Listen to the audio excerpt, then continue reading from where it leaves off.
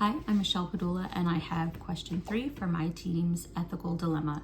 Should a spouse's promise be legally binding? Question 3 reads as follows.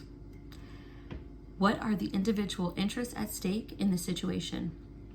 Is it reasonable to assume that spouses make private agreements and that generally these agreements are made without the intention of their being legally binding?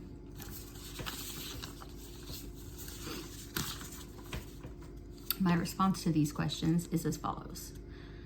Joan Cantor should advise Stan Koronetsky to seek legal advice in order to determine the scope of his rights and the legal enforceability of the agreements made between he and his wife.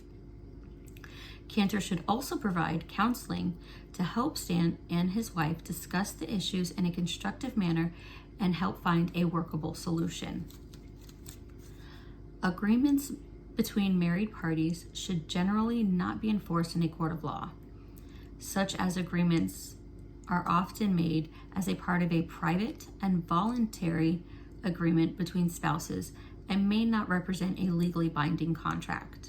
However, agreements that involve financial considerations or that are made in a court of law may be legally enforceable.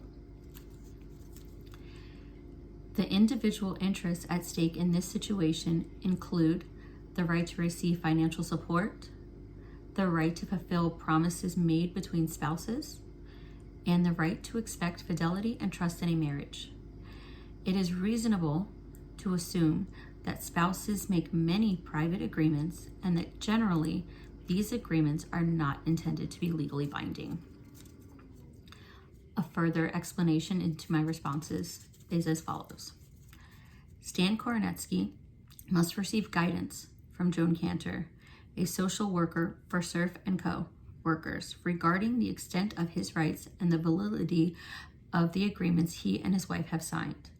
Stan has to hear from Cantor that agreements established between married individuals are frequently made as part of a private and voluntary agreement between spouses and may not constitute a legally binding contract, and that such agreements are typically not enforced in a court of law. Again, however, agreements entered into a court of law involving money may be regarded as legally enforceable. Pardon me. To assist Stan and his wife in having a productive conversation about the problems and coming up with a feasible solution, Cantor should also offer counseling. The rights to receive financial support, the right to keep agreements made to one another, and the right to expect fidelity and trust in a marriage are a few examples of the rights that each individual has at stake in this scenario. Cantor should assist them in understanding these rights. They should be reminded by Cantor that in general, these agreements, again, are not meant to be legally binding, and that in some cases, in other dispute resolution procedures like mediation, could be required to settle the dispute. Cantor should ultimately counsel Stan to obtain legal counsel in order to ascertain the extent of his rights and the legality of the agreements he and his wife have made.